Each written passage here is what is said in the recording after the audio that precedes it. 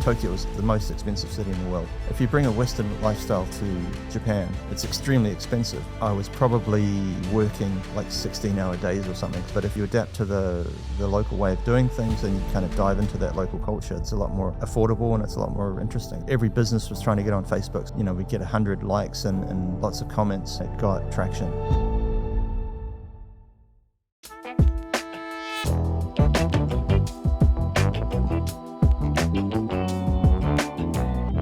Welcome to Unpacking Japan. I'm Toby, and today I'm sitting here with Greg. Thank you for coming. No problem. Greg, you're the co-founder of Tokyo Cheapo, which turned into Japan Cheapo, Hong Kong Cheapo, London Cheapo, and are basically providing a lot of good value tips and tricks for people living in Japan, traveling to Japan through your platform. But that's not all you do. So we're going to get into all of this, but maybe could you introduce yourself a little bit and explain how you got to Japan in the first place? Sure. So I'm Greg Lane. I'm the co-founder of Tokyo Cheapo. We founded Tokyo Cheapo about 12 years ago, but my history in Japan is a bit longer. I've been here for almost 24 years now. Wow. So I'm originally from New Zealand. I came here at the age of 27, so you can work out my age. I've done a variety of things. I originally came to Japan because my girlfriend at the time was Japanese, and she's my wife. Had a family here, had different businesses. I've taught English. I've done a lot of things. So you've been through basically the whole journey of moving to Japan as a maybe for love, and then getting into teaching and branching out of teaching to kind of start. Yeah, exactly. I think a lot of people get that start in Japan. You know, they start doing eikaiwa, like English language teaching or JETS or something like that. And I mean, that's a good thing to do, but it's not for everyone, and but it is a good kind of springboard into other things. So, what was the first business that you kind of decided to try to branch out of this English teaching? Sure, it was what happened is when I first went away from English teaching, I worked for a system integration company in Tokyo. So before I came to Japan, I had an interest in web design and coding and things like that. So they knew I had that interest, so I kind of developed it in that company. So I built websites and applications and things like that. Oh, interesting. Yeah, and then after that I kind of went back to English teaching. At the same time, I was doing kind of freelance things on the side. I was building websites for friends and things. So. And eventually that kind of grew into a business of its own. So I got together with some friends and we made a creative agency. Cool. So I was the kind of the technical guy who built websites. We had a couple of designers, and we did all sorts of things. So I did everything from accounting to marketing to sales, and so that was kind of my transition away from English teaching. Eventually, that didn't kind of work out, that creative agency. So I was looking for something else to do, and that's when I got together with my friend Chris Kirkland, and we decided to start a website. And so that website is now called Tokyo Cheapo. Yeah. It's been the same for 12 years. Yep. Well, more or less the same. I mean, the name's the same. The name's the same, so the concept is the same. Yeah, the concept's more or less the same, but the site has evolved a lot. So talking about the concept, when we were exchanging a little bit by email, I was like, so the concept of Tokyo Cheapo is to kind of provide cheap options for people in Tokyo. And you told me it's not that we're providing cheap options, it's that we're focused on providing value. Yeah. So can you tell us a little bit about like how you got started? What was the idea behind we're going to launch this website and that's going to be a company? So the original idea was, we didn't really want to start a website. I was kind of into blogging at the time. So I had my own personal blog and I blogged for the company. And I did a bit of writing on the side for Japan Inc., which was a magazine many years ago. And so I got together with my friend Chris Kirkland. We were actually in an izakaya at the time. It was like... that's where all good ideas start. Yeah. So it was one of those really cheap izakayas. So like, you can get 270 yen beers or something. And we were kind of discussing how there's a report called the Mercer Report, which is about the cost of living in various cities around the world. And at the time, Tokyo was number one. It was the most expensive city in the world. And, from our experience, finding these kind of cheap and reasonable places to go in Tokyo, we thought that's not true, There's a way to kind of experience Tokyo without, it's a bit of a cliche, but without burning a hole in your wallet. Yeah, like with the 270 yen beer, for example. Yeah, exactly. I mean, there's even 100 yen beers, so I think even still. So in some places. Yeah. You might get you might get a bit sick, but you don't know what you're drinking. You don't know if this is really beer, but it's it's they still exist. It's kind of a gimmick, but. So the Mercer report came out, and Tokyo was the most expensive city in the world, and you were like, well, that's not true. So you thought we will show the world that it's not true and that there are many alternatives. Yeah, and it's kind of like the way they kind of they put those reports together is they have a basket of goods. It's like 1 kilogram of cheese and a loaf of bread and all these kind of very Western things. So if you bring a Western lifestyle to Japan, it's extremely expensive, but if you adapt to the local way of doing things and you kind of dive into that local culture, then it's a lot more affordable and it's a lot more interesting, I think. I mean, we see it here too in Osaka, and even recently, I think 2 years ago, I don't know if it was a Mercer report, but another report was ranking Osaka as one of the top 5 most expensive cities in the world. I'm like, wait a second, my friend living in Paris right now, he's paying 3 times my rent. Yeah. How can they say that Osaka is the most expensive? Now, I know they also take into consideration like earning and salaries, which in Japan arguably are lower than countries or cities like London, Paris, New York. But so you had a core concept from that idea and this kind of report that you didn't agree with. What was it like once you got the website live and the first few things? How did you imagine the business model? We didn't really have a business model. We kind of thought there's a niche here. Like at the time, there were a lot of kind of legacy publications in Tokyo. So places like Metropolis and Time Out. Which are still... they're still around. I mean, they haven't gone away. But at the time, even now, they're positioning themselves as kind of lifestyle places, like where to have a champagne brunch in Ginza and stuff like that. So a lot of it wasn't really relevant to people's everyday lives. So what we wanted to do is like fill that niche and have how-to guides on how to do everything. So we just started writing and it got kind of instant traction. Wow. So there's a few factors that helped. I mean, the timing was good. There was no one else doing what we did. There was the beginning of the kind of the tourism boom that we didn't really anticipate. I mean, the 2011 earthquake, and then the next year, basically the boom started. So that's right when we started Tokyo Cheapo. So really good timing. Yeah, it was really good timing. And another thing was just like the platforms at the time. So Facebook. So famously at that time, every business was trying to get on Facebook. So you could produce content and you'd get an instant audience. Yes. So, I'd post a picture about a cheap cafe with like, a 200 yen lunch or something, and I'd get, we'd get 100 likes and lots of comments. Eventually, as everyone knows, they turned that kind of traffic off. But at the time, it was great for building that audience. Yeah, it really changed over the years, the use of social media. Yeah. And maybe we can get into that a little bit later, Sure, how you developed this. Yeah. But what kind of challenges did you face once you started posting this content? You got initial traction, but what were the reactions like from people reading or people commenting? Well, it's interesting, the reaction from people reading and the reaction from like the people we were writing about and the businesses was quite different.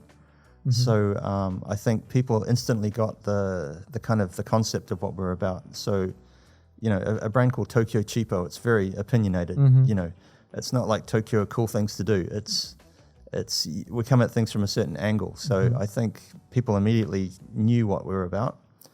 And on the other side, like if we were talking to a business and we said, can we write about you with Tokyo Cheapo?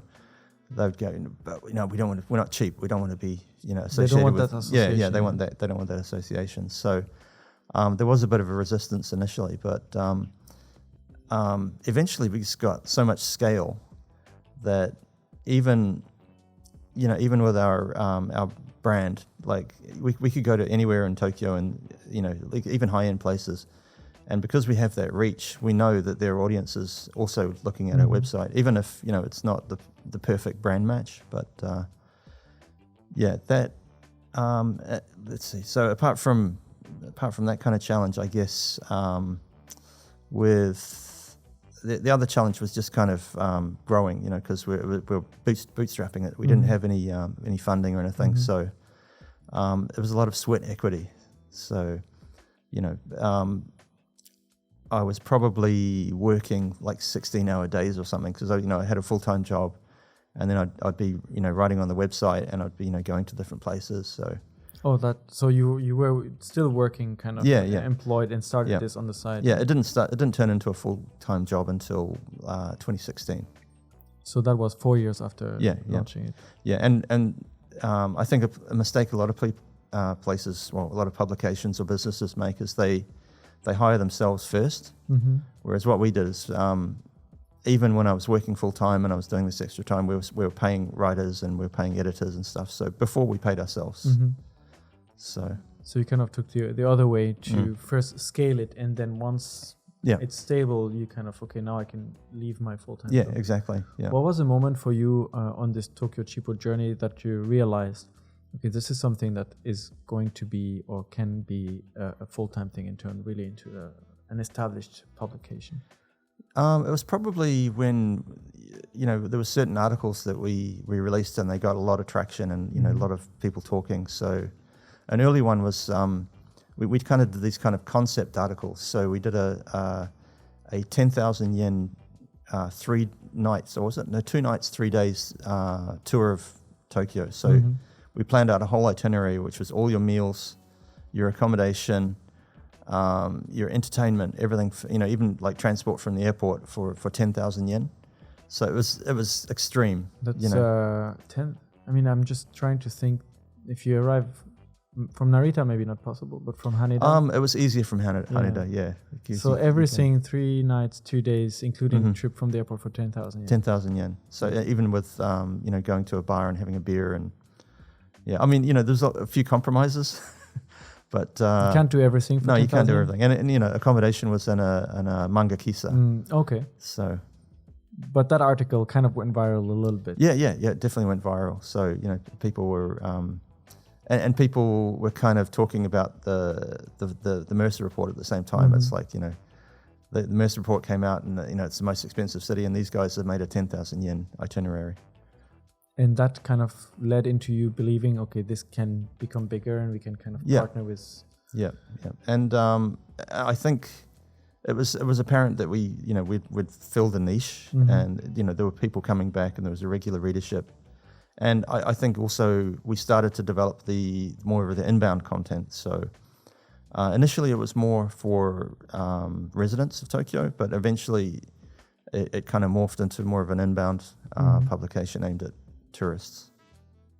When was a moment when you had like a maybe first potential partner to jump on board and to kind of help to finance this? Because you were saying you started to pay others before yourself. So you needed to have some sort of income from the website. Yeah, a lot of it was just we didn't run advertising for a really long time because we didn't really, if you run things like Google AdSense on a website with not many, visitors, you'll get peanuts. So we decided not to run the ads because the site looked better. It was less cluttered, and user friendly.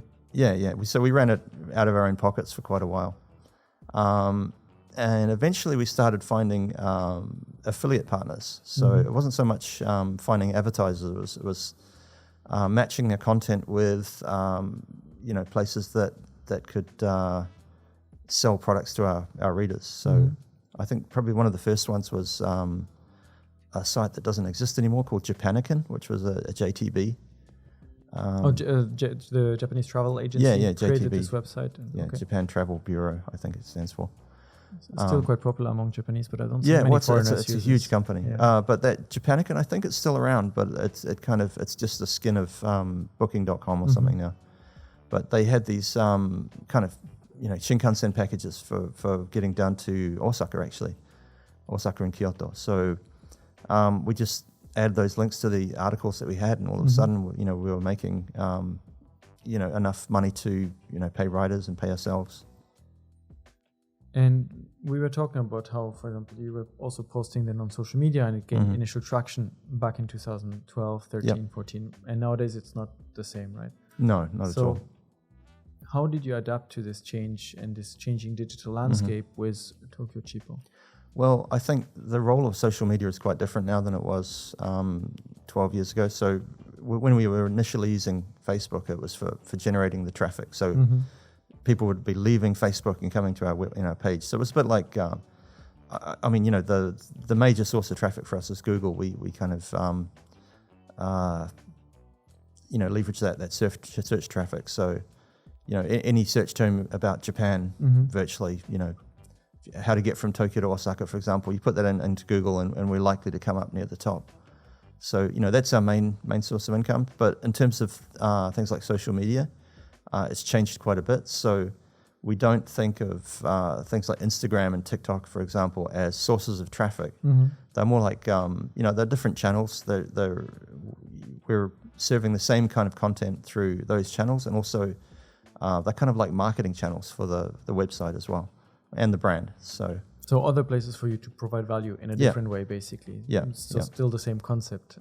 But we don't pull the traffic from TikTok and Instagram to the website. You also started new projects, so it evolved from Tokyo Cheapo into Japan Cheapo, and now you've expanded also internationally with London and Hong Kong. What made you decide to kind of change and expand so much, especially internationally? We decided to do that quite early because we thought that it could be a concept that could be used in other expensive cities around the world. So, the idea of Tokyo is it's expensive. Well, it was expensive. I think it's a lot cheaper now. But it was expensive and it was difficult to understand. So there's a lot of, the language is a huge barrier. So I think there's a lot of fear when people come to Japan and Tokyo. They're quite nervous about, dealing with the language and the culture and all that kind of stuff. And so price-wise, for example, to not understand the pricing of the menu or of some... Yeah. So what we're doing is when we offer that really detailed information about pricing and how to do things, it kind of... It just helps to reduce that stress level of people coming in. I think, they tend to overplan because, Japan is slightly more challenging than other destinations in terms of language and culture.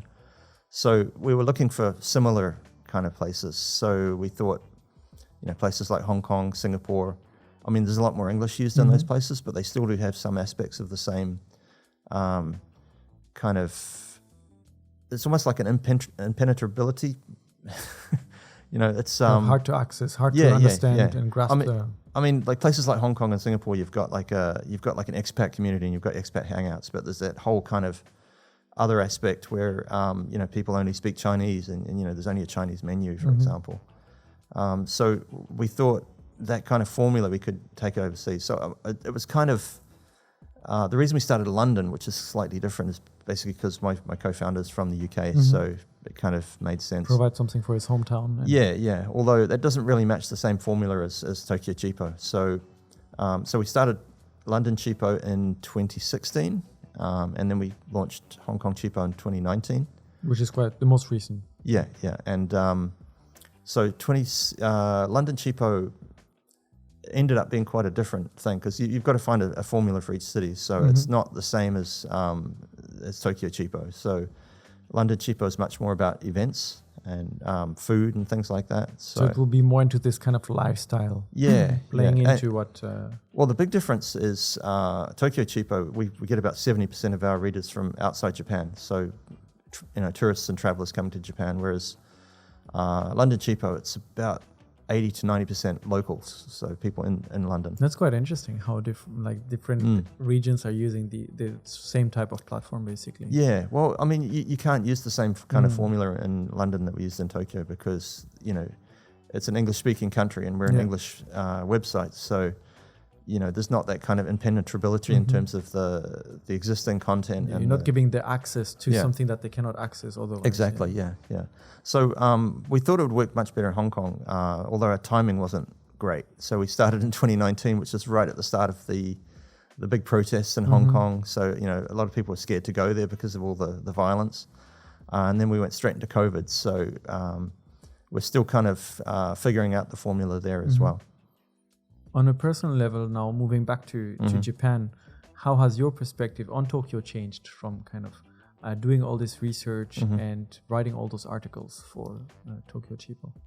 I think it's difficult to separate my just my regular life from working for Tokyo Cheapo and stuff. But I think the Tokyo seems a lot smaller to me now, because when you're being purposeful about exploring a place, it's quite different than just living in a place and just going your day to day. You'll just catch the train, go to work, come home. You might find a few interesting places around the neighborhood or something.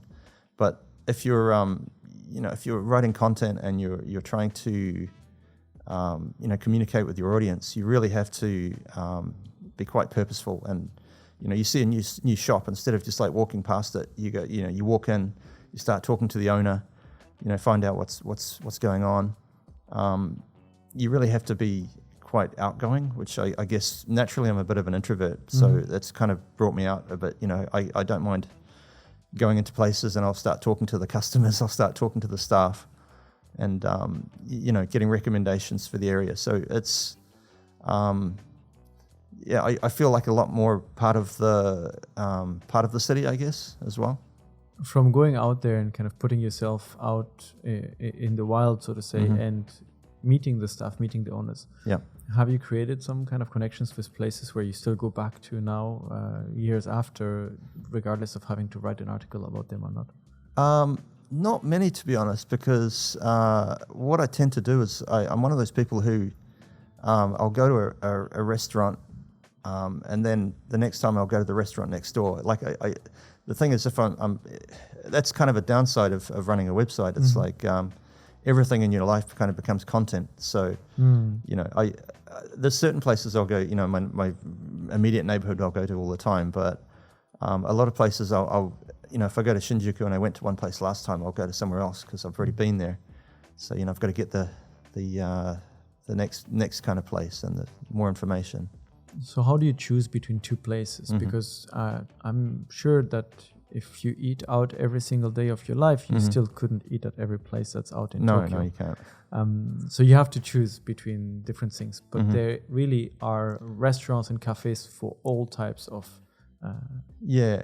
consumers. I have a small problem in that respect because I don't eat meat. So I'm a pescatarian.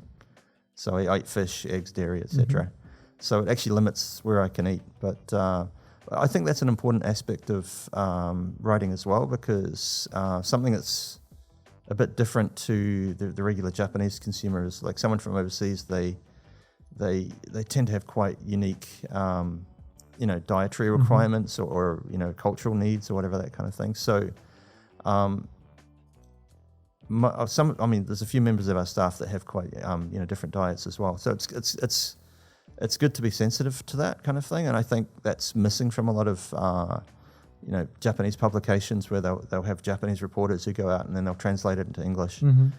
And I think it's still something. It's improved a lot, but I think it's still something that could improve a lot in Japan, like catering to different veganism. Yeah, definitely. I mean, it's really taken off in the last couple of years. But we've had a vegan on the podcast a few months back, and although it's changing, it's still kind of quite limited where you can go and what you can eat at those places, because also maybe a lack of understanding of what it means to be vegan. Yeah, well, that's the other thing I get. Like it's very difficult for me to explain my diet in Japan, because I say I don't eat meat, and they go, "Oh, you're vegetarian." I go, "No, I eat fish, I eat eggs, I just don't eat meat."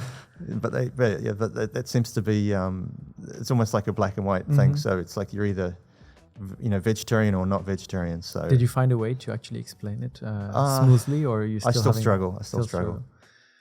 Yeah, this is one thing that is quite interesting, that all of those kind of dietary preferences for allergic reasons, for example, or religious reasons have developed around the world.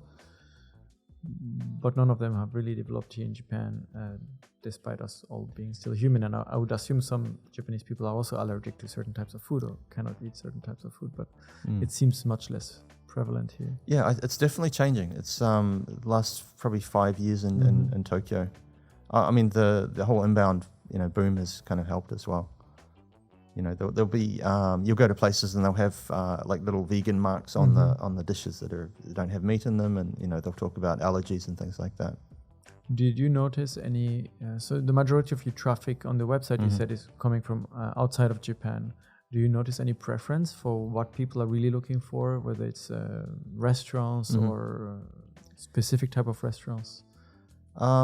Specific type of restaurants. I mean, people like they like an experience, I think. So, like, although like I said, the concept of the site is about value. We don't really encourage people to like go to Yoshinoya or have go to the cheap places, because you can eat cheaply, but one of the appeals about Japan is the experience of eating and like high-end dining and all that kind of stuff. So a common thing we do is we say cheap lunch, cheap dinner, expensive lunch. So if you want to go to a really nice restaurant, go for lunch, and go to a cheap place for dinner, because Interesting. You can eat at the lunch place for half the price at lunch than you can at dinner. Yeah, they usually have special kind of menus, sets and things. Yeah. So experience is part of it. So things like the robot restaurant used to do quite well. It's doesn't actually exist anymore. But it's like the robot hotel that kind of popped up with the dinosaur robots as well. It's actually quite different. It's the only similarity is it has robot in the name. But the robot restaurant was kind of like a dinner show. So it was like a cabaret type thing, and you had the food wasn't great, but the whole experience was the appeal. And unique to something in Japan. Yeah, exactly. So I think there should be more of that for tourists, I think. The idea of, you go somewhere, you have a nice meal, and you have a show or an experience. I mean, it's coming out with things like the way that geisha are kind of evolving in their trade. So it used to be just a thing for high-end, businessmen. They'd have a dinner and they'd be served and entertained by geisha. But now it's more and more it's becoming like they're serving international tourists. So you'll sign up for an experience with a geisha, and they'll I forgot what my initial point was. Basically, what people are looking for and getting more interested. So the experiences are where it's at, I think, rather than. So from all the experiences that you've had over the years, if someone has never been to Japan and they are planning their trip and listening to this right now, what would be one or two experiences that you really recommend that they have? I mean, it's just going to an izakaya. I think that's the ultimate kind of Japanese dining experience, in my opinion. Because it's not just the food, it's the atmosphere and the fact that, usually you can strike up a conversation with the next table. Like people are really quite open. Yeah.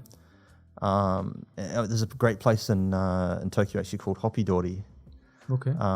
And it's right next to the main like tourist area in Tokyo, Asakusa. So it's right there, but most tourists who visit the area don't know about it. It's because it's just off the beaten track.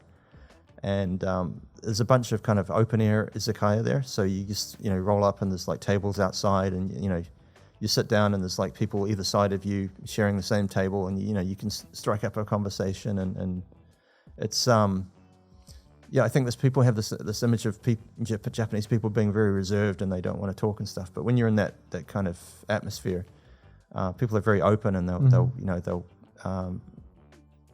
it's so easy to strike up a conversation. Would you say the izakaya is kind of like the pub in the UK?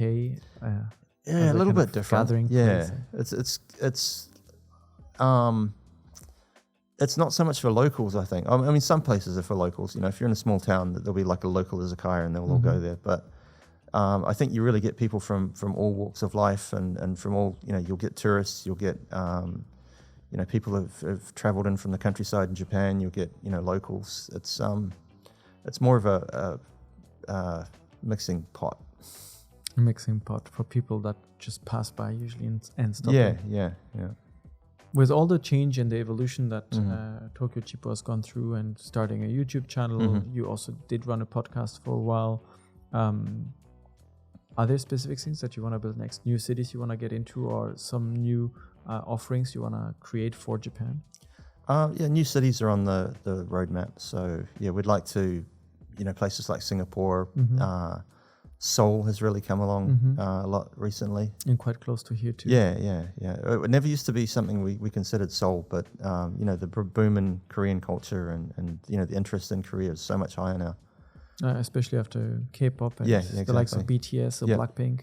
Yeah. So that's definitely something we're considering. I mean, we registered all the domains, so if you look up SingaporeCheapo.com, you can sign up for the launch. So when it's ready, we'll be there. Yeah.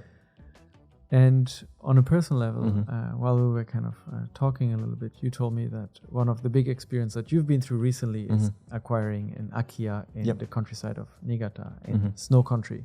Yes. Yukiguni. Yes. So can you tell us about how that came to happen? Sure. So during Corona, like a lot of people, I was stuck at home, and I guess I was just getting a bit bored, and you start to think about what you want out of life. I guess a lot of people went through this experience, right? They it's like, what are your priorities? What do what's important? And it was kind of started as a distraction. I just wanted something to focus on. So I started looking for Akiya around a certain area. So I decided to choose an area called Myoko in southern Niigata prefecture. So it's near the border with Nagano. So I just started looking around there because I also started getting snowboarding during the pandemic as well. And that kind of matched my passion for snowboarding. I'm not sure, my hobby, I guess. So I started contacting the Akiya banks around the area and going to see houses and investigating things. So it took quite a while, actually. It probably took about 6 months from when I started to when I bought the place. So wow, okay. Because there was quite a few challenges, actually, because it was during the Corona. So a lot of people probably don't know there was no lockdown ever in Japan. So but there was a lot of social pressure. So one of the things was that if you weren't supposed to travel between prefectures. So if you lived in Tokyo, you weren't supposed to travel to Kanagawa or Saitama or Osaka.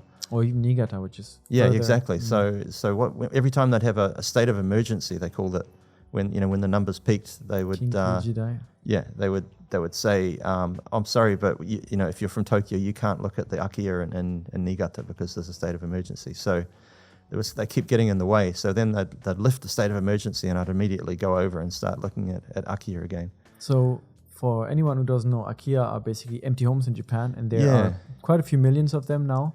Yeah, there's a lot. It's an interesting phenomenon because it's due to a combination of things. It's not just the falling population, which is a major problem, but it's also the way that Japanese people think about houses. So it's people prefer new houses. They like new things in Japan. So the idea is if you're a family and you're looking for a house, the ideal is to build a new house.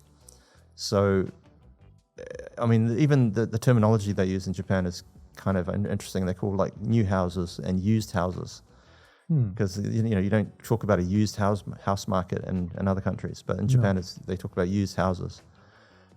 So, and the other thing is the value of a used house goes down rapidly. So, if it's a 50-year-old house, it's virtually worthless. Yeah, because most of them also are they're not built as multi-generational houses and homes, but just one generation. And then usually once the children move out, and maybe if the parents pass away, the children will get the land and they can destroy and rebuild if they want to, but usually they don't take over the same. Yeah. The other thing is Japanese houses aren't really made to last. They're they're kind of considered disposable. So those are the kind of different factors that are contributing towards the Akiya problem, as they call it. But really, it's a great opportunity because there's so many of these houses, really interesting houses quite often, and you can get them for virtually nothing. This is always online. We can see that you get a house for free in the Japanese countryside. Yeah, is it really free? It's not free. It's not free. It's almost free. Well, I mean, you can. I have a friend who bought a place with an enormous property section for 300,000 yen. So that's about $2,500. Yeah, about that. So, but I mean, that was the second house he bought. So the first house was more expensive. The second one was because he was kind of involved with the community, and he had he knew all the people in the village, and the guy approached him and said, would you want to buy my house for 300,000 yen? And he's, yeah, sure. And but the thing is, it's not really a free or 300,000 yen house. It's a massive fix-up job. So even my place, I spent relatively little on buying it. I mean, I could say I bought it for 1.2 million yen, which is about less than 10,000, about $9,000 or something. And since then, I've spent much more than that on making it livable because it's an old house. So the process for you to get that was to look at an Akiya bank. So they are basically just a list that every city usually has for all the empty houses in the city's kind of area. Yep. And you can look at a place. You can apply online. Do you need to live in Japan to apply? You don't need to. Oh, yeah. It's okay. There's a lot of questions there. So first, Akiya Bank is it sounds a little bit less misleading. It sounds like they might do finance or something, but really it's more like a database, like just a list of houses. And every single Akiya bank, there's various Akiya banks. There's Akiya banks for different cities and towns. There's also Akiya banks for prefectures, regions. So there's hundreds of Akiya banks in Japan, and they all operate quite differently. So for one Akiya bank, I just had to do an online application. For another Akiya bank, I had to write a letter to the mayor, and to be allowed into the Akiya bank program. So because they want to kind of restrict who moves to that area potentially. Yeah. So that's the thing. So that they want people who are going to move there and live there, because the whole idea of Akiya banks is they want to revitalize the town. So they don't want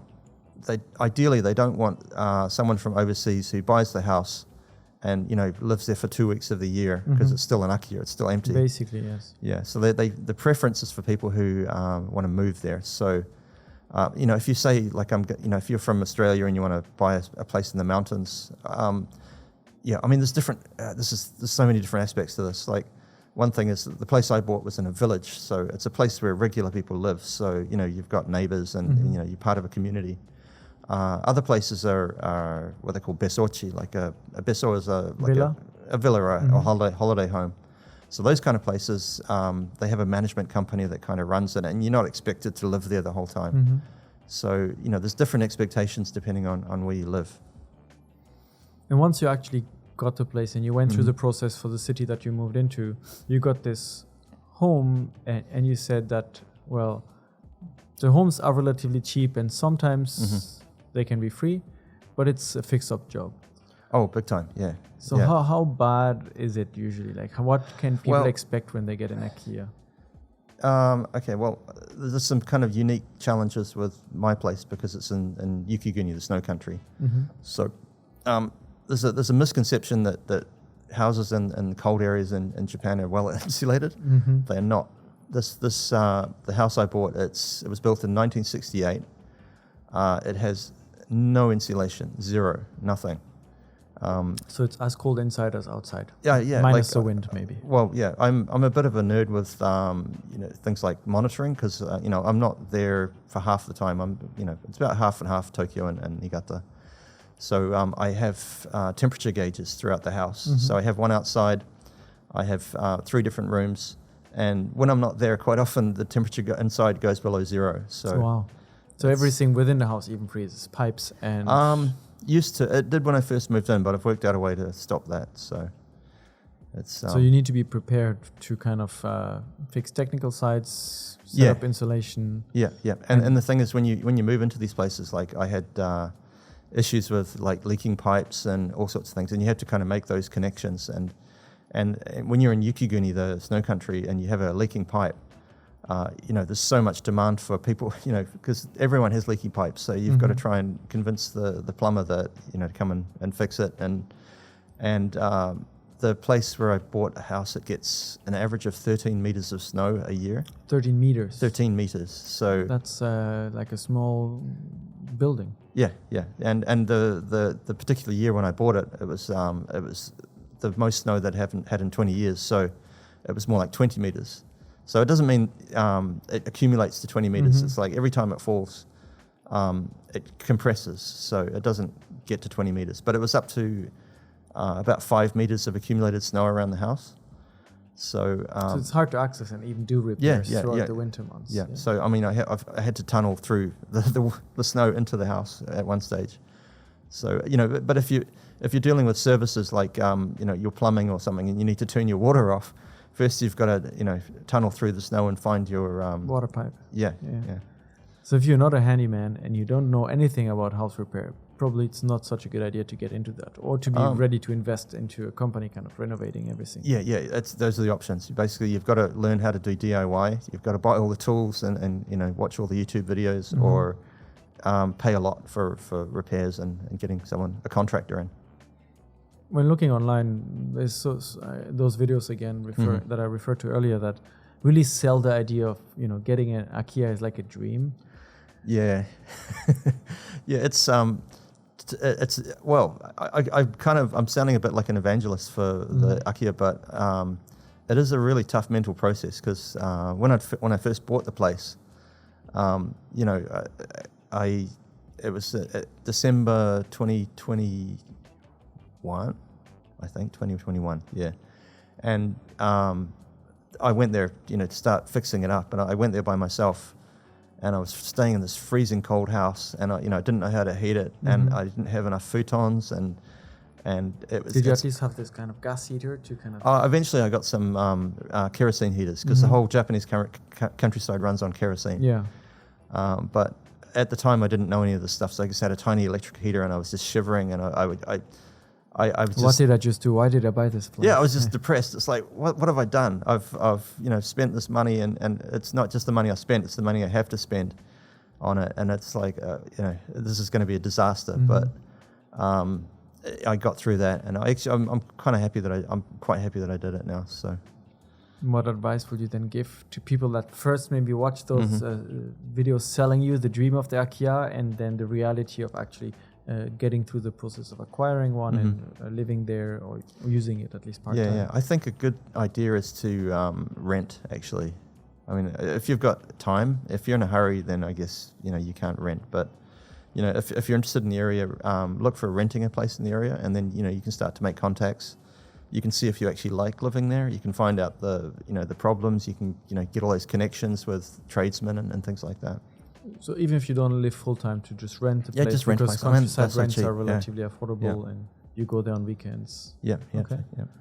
I think that's pretty sound advice. Kind of check out the area first before buying an Akiya in the middle of Yeah, nowhere, unless yeah. you have a specific idea for a renovation project that you want to do. And Yeah, it's the idea of flipping houses doesn't really exist in Japan either. Like, whatever you spend on renovating the house, you're probably not going to get back. So, like I mentioned, the price of my place when I bought it was 1.2 million yen, and they break down the value. So the value of the land was 1.1 million yen. And the value of the house was 100,000 so yen. $800. So, yeah, if I spend 5 million yen renovating the house, I'm not going to get that back. It's, I might be able to sell the place for 3 or 4 million yen or something like that.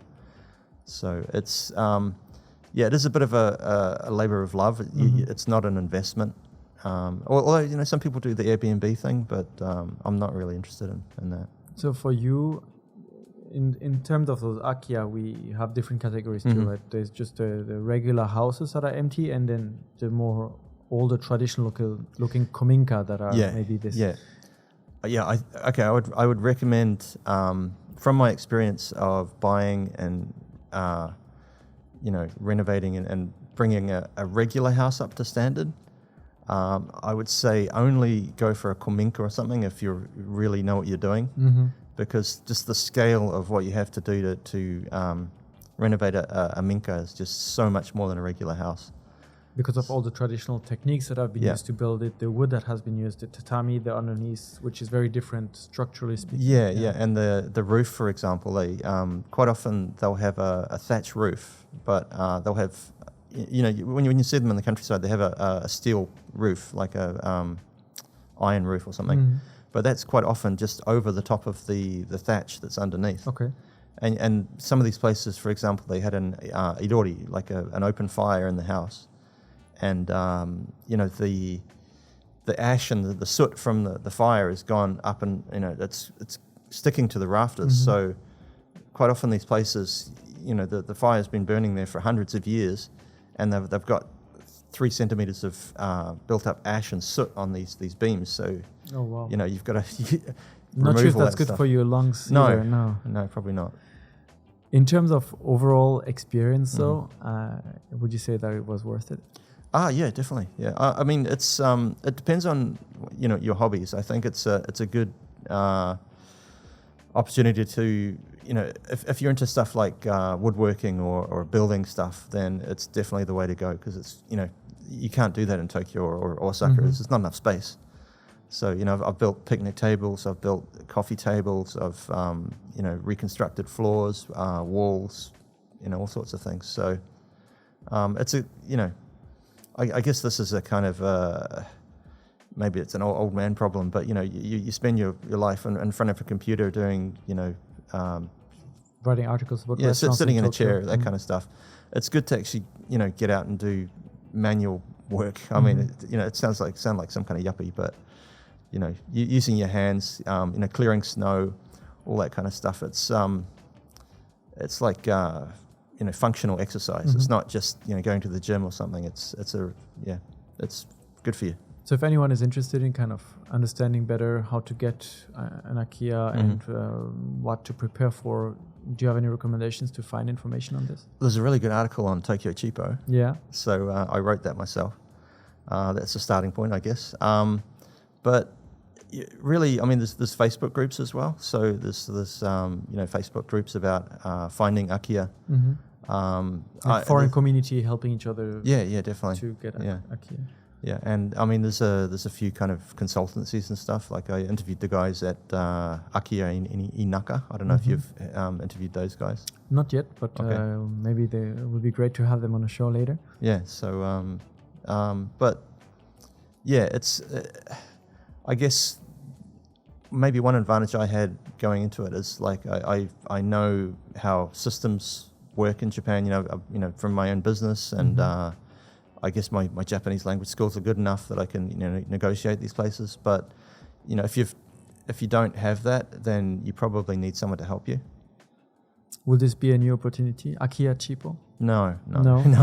Not something you want to get into. No. I kind of like that it's that part of my life is kind of separate from Tokyo Cheapo. So Tokyo Cheapo is my job. My house and doing stuff in the countryside is my hobby. So I did actually think about turning it into a business, like making it into content. Like there's a lot of people that do that, right? Like the step by step of renovating the place and showing the challenges. Yeah, the time lapse of the destroying a room and rebuilding it and all that kind of stuff. But I guess one thing that's probably changed in the last 12 years is I don't want to spend all my spare time making content. So it's it's my job now. So when it's the day's finished, when it's 5-6 o'clock, I just want to stop. So and kind of take time for yourself. Yeah. It's I mean, the mental capacity. It's hard to maintain for 12 years or something. I think when you start a business, you can maintain it for a short time. The sweat equity. You can work a full-time job and you can do your job on the side because you have that passion. But it's not something you can really sustain over 5-10 years. It's a kind of if you don't get that initial traction, then it's probably best to just move on and do something else. Looking back at your experience of kind of building out Tokyo Cheapo. Is there anything you do differently if knowing now everything you kind of went through? That's a good question.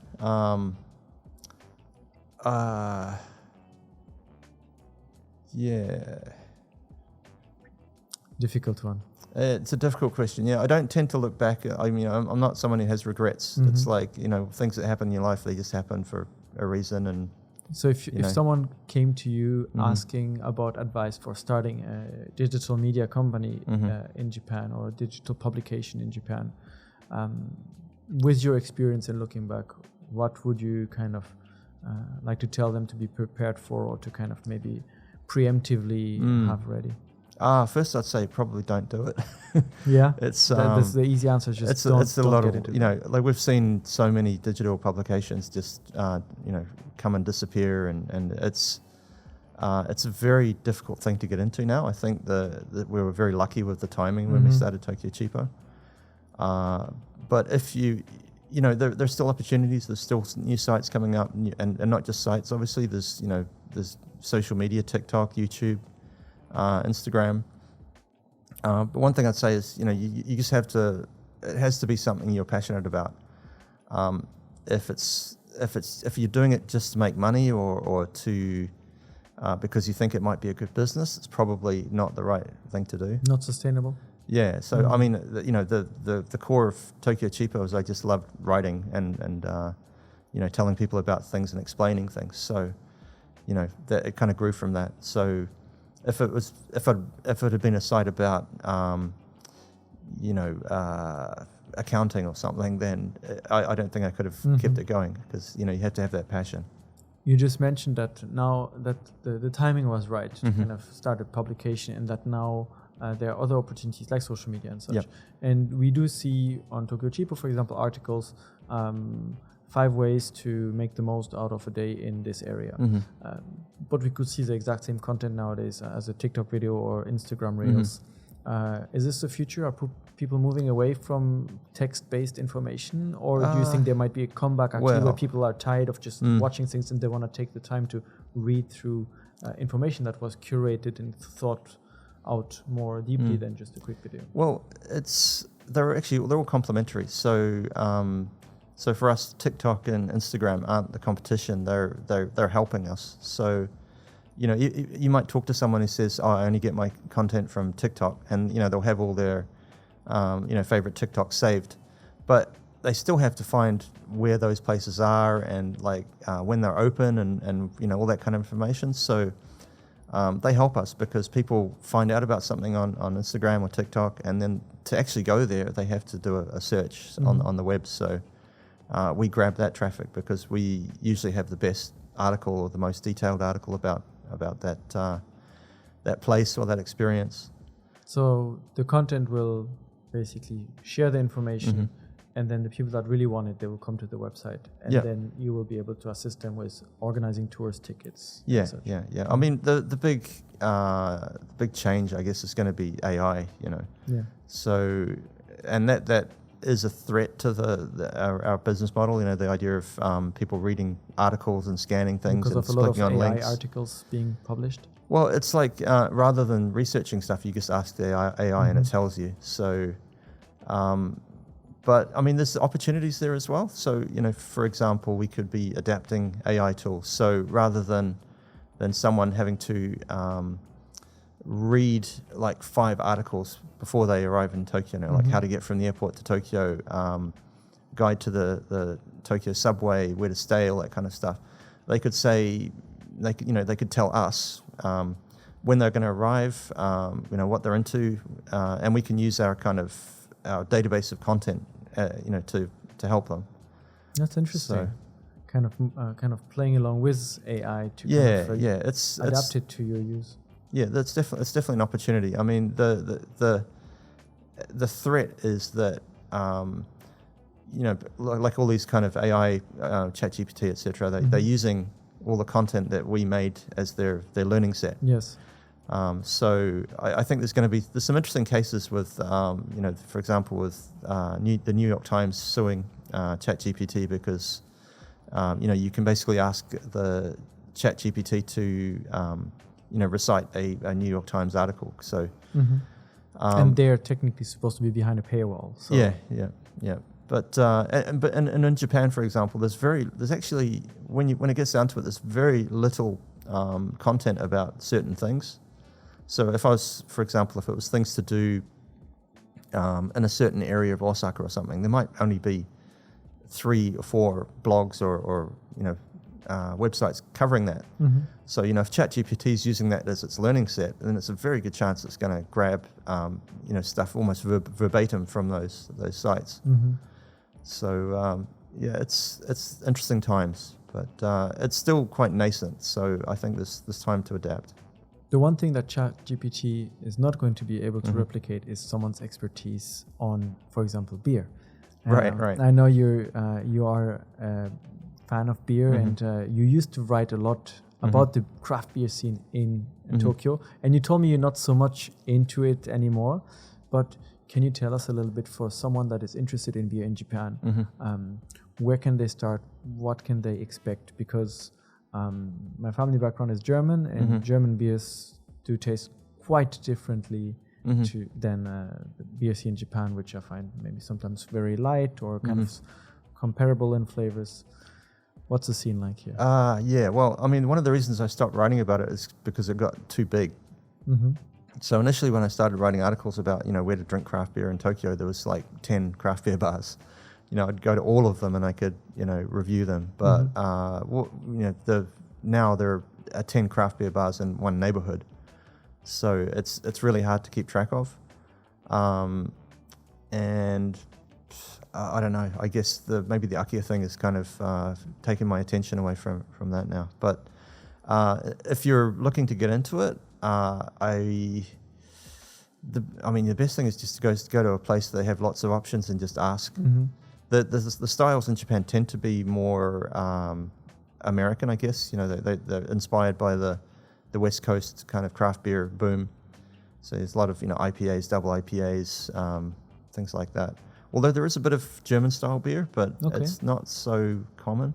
So if someone wants to get into it, the best is find a craft beer place in the neighborhood you're at and kind of ask the locals what they recommend. And There's a great place I found actually in Osaka last night.